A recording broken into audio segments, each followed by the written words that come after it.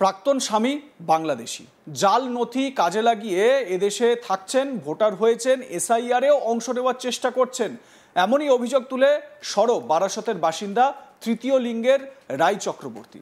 তার অভিযোগ, বিয়ের সময় তিনি জানতেন না ওই যুবক বাংলাদেশ থেকে এসেছেন। পরে সবকিছু জানতে পেরে বিবাহ বিচ্ছেদের পথেও হাঁটেন তারা। এ নিয়ে আদালতে মামলাও হয়েছে বলে দাবি রাইয়ের। উত্তর চব্বিশ পরগনার বারাসত নবপল্লীর বাসিন্দা তৃতীয় লিঙ্গের মহিলা রায় চক্রবর্তী এক বিস্ফোরক অভিযোগ করেছেন তার স্বামীর বিরুদ্ধে। তিনি অভিযোগ করেছেন 2021 সালে অবৈধভাবে তার স্বামী অমিত ভট্টাচার্য ও তার পরিবার ভারতে আসে। ভারতে আগে থেকেই অন্যান্য আত্মীয়রা থাকায় অনায়াসে তৈরি করে ফেলে ভারতীয় নথিপত্র। পরবর্তীতে অমিত রায় চক্রবর্তীর সঙ্গে সম্পর্কে জড়ান এবং পরে বিয়ে করেন, যদিও অত্যাচারের ফলে তাদের বিবাহ বিচ্ছেদ হয়। তবে এসআইআর আবহে অন্য আত্মীয়দের ঠাকুমা দাদুর পরিচয় দিয়ে ভারতীয় নাগরিকত্বের নাম তোলেন বলে অভিযোগ রায় চক্রবর্তীর। তিনি বলেন, অবৈধভাবে নথিপত্র তৈরি করে 2024 সালে লোকসভা নির্বাচনে বারাসত বিধানসভা কেন্দ্রে 117 নম্বর বুথ থেকে ভোটদান করেছিলেন অমিত। এমন অবস্থায় এখন এসআইআর ও এনুমারেশন ফর্ম ফিল আপ করে জমা করেছে অমিত ও তার পরিবার। বিয়ে করার আগে পর্যন্ত কখনো আমাকে জানায়নি সে বাংলাদেশের নাগরিক, বলছেন রায় দেবী। তবে বিবাহ বিচ্ছেদের সময় অভিযোগকারিনী জানতে পারেন যে সে বাংলাদেশের নাগরিক। একই সঙ্গে তিনি একজন সেনা জওয়ান। অভিযোগকারী রায় চক্রবর্তী কি বলছেন শোনাবো আপনাদের। অমিত ভট্টাচার্য উনি হচ্ছেন বাংলাদেশের একজন সৈনিক। উনি ওনাদের বাড়ি ছিলেন চট্টগ্রাম খাগড়াছড়ি আনন্দনগর পানখাইয়া পাড়াতে ওনাদের বাড়ি ছিল। তো স্যার, বিষয়টা আমি জানতাম না যে উনি বাংলাদেশি। তো উনি 2021 সাল 22 সাল নাগাদ উনি ইন্ডিয়া থেকে, মানে বাংলাদেশ থেকে আর কি চোরাই পথে আর কি ইন্ডিয়াতে প্রবেশ করেন, তার মা এবং ভাই সহ। তো এখানে পরবর্তীতে আমি জানতে পারি সে এখানে আধার কার্ড অনেক কিছুই বানিয়েছে। তো একটা সময় আমি রাস্তা থেকে হাঁটতে বেরিয়েছিলাম। তো ও ছোটো বাজার থেকে আমাকে ফলো করেন, স্কুটি করে, ওর মেশোর একটা স্কুটি ছিল, আমাকে ফলো করার পরে তো আমাকে ইমপ্রেস করার চেষ্টা করে এবং আমার নাম্বার নেওয়ার চেষ্টা করে। তো ওর কথাবার্তা খুব মিষ্টি ছিল, দুষ্টু লোকের তো মিষ্টি কথা হয়, তো বুঝতেই পারছেন। তো আমি নাম্বারটা দিই। একটা সময় ওর সাথে আমার প্রেম ভালোবাসা হয়। তারপরে ও আমাকে সিঁদুর পরিয়ে বিয়েও করে, যদিও আমাদের রেজিস্ট্রি বিয়ে হয়নি, কিন্তু ও আমাকে সিঁদুর পরিয়ে বিয়ে করেন। পরবর্তীতে একটা সময় ও আমার খুব মারধর করতো, আমার উপর নির্যাতন করতো। তো একটা সময় আমি ওর উপর 498 কেস করি বারাসাত থানায়। কেস করার পরে ওর মেশো হচ্ছে শক্তিপদ চক্রবর্তী, আর ও মাসি হচ্ছে গৌরী চক্রবর্তী সুপ্রিয়া। ওনারা এই ছোটো বাজারেই থাকেন। ওনারাও বাংলাদেশি। শক্তিপদ চক্রবর্তী উনি ছিলেন। এখন মানে মূল অভিযোগটা কি? স্যার, মূলত আমার মূল অভিযোগ হচ্ছে ওরা বাংলাদেশি হয়ে এখানে ইন্ডিয়ায় নকল কাগজপত্র বানিয়ে তারপর এখানে 2024 বোধহয় এখানে ভোটও দিয়েছেন। ওখানে আপনার কালিকাপুর আছে, কালিকাপুর 119-132-এ এটা আমি জানতে পারি।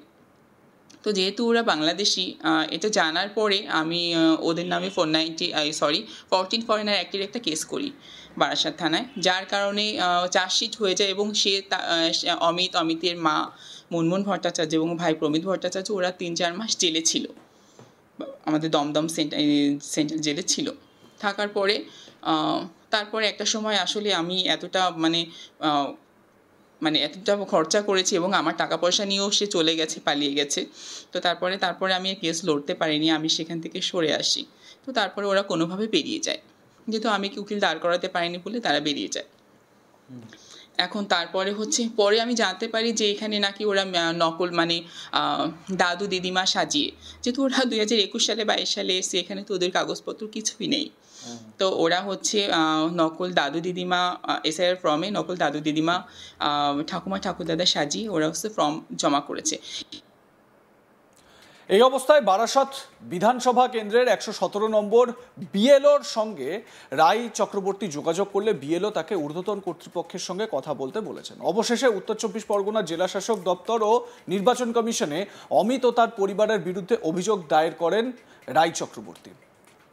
তো এই অভিযোগ করা প্রসঙ্গে রায় দেবী কি জানাচ্ছেন শুনুন। 2002 সালে তাদের ফর্ম নেই, মানে 2002 সালে তাদের লিস্টে নেই নাম, তারা ওরকম করেছে। হ্যাঁ, আমি শুনেছি যে এসআইআর ফর্ম জমা করেছে এবং তার অমিতের আপনি এই নিয়ে কি কোথাও অভিযোগ করেছেন? হ্যাঁ, আমি ডিএমও অফিসে একটা কমপ্লেন করেছি, এখানে একটা কমপ্লেন করেছি। কমপ্লেন করে তা ওনারা বলেছেন আমরা বিষয়টা দেখব। আর CEO West Bengal complaints 2024@gmail.com ওখানে আমি একটা কমপ্লেন করি।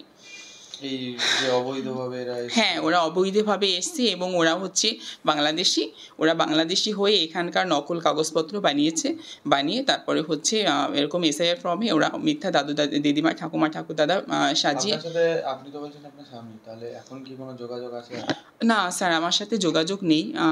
আমার সাথে এখন। আপনি কবে জানতে পেরেছিলেন উনি বাংলাদেশি?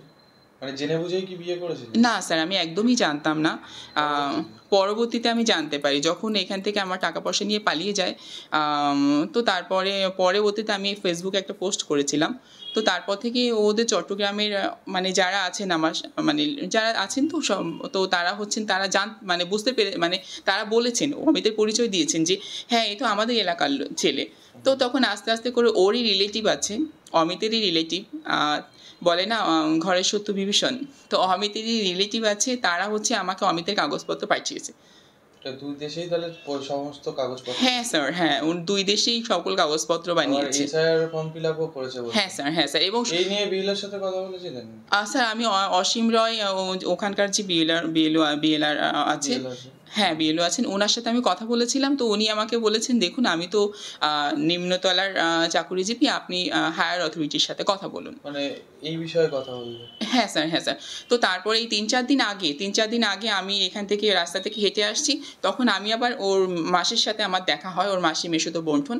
তো আমি আবার বলেছি যে আপনারা তো বাংলাদেশি, তাহলে আপনারা এসআইআর ফর্ম জমা দিয়েছেন মিথ্যা দাদু দিদিমায় ঢুকিয়ে। আমি কমপ্লেন করবো আপনাদের কাছে। সে আমাদের যেখানে করার করবো, দরকার বিজেপির যাদের কাজে করার সবাইকে করব। তো এসআইআর এর কাজ যত এগোচ্ছে তত কিন্তু এই ধরনের নানান রকম গরমিল, নানান রকম ভুয়ো ভোটার, ভুয়ো ভারতীয়, তাদের তথ্য কিন্তু জানতে পারা যাচ্ছে। এই যেরকম অমিত ভট্টাচার্য বলে বাংলাদেশের সেনাকর্মীর পরিচয় সম্পর্কে আমরা জানতে পারলাম। অভিযোগকারী রায় চক্রবর্তী তাকে বিয়ে করেছিলেন বারাসতে আসার পর, এবং এই রায় চক্রবর্তী তিনি জানতেন না, তার কথা অনুযায়ী, যে এই অমিত ভট্টাচার্য এরা বাংলাদেশি। পরবর্তী সময়ে এসআইআর এর কাজ চলাকালীন তখন সব বিষয়টা খোলসা হয়। স্বাভাবিকভাবে এই এসআইআর নিয়ে কিন্তু কত ভুয়ো ভোটার রয়েছে আমাদের দেশে তা পরিষ্কার হচ্ছে ধীরে ধীরে।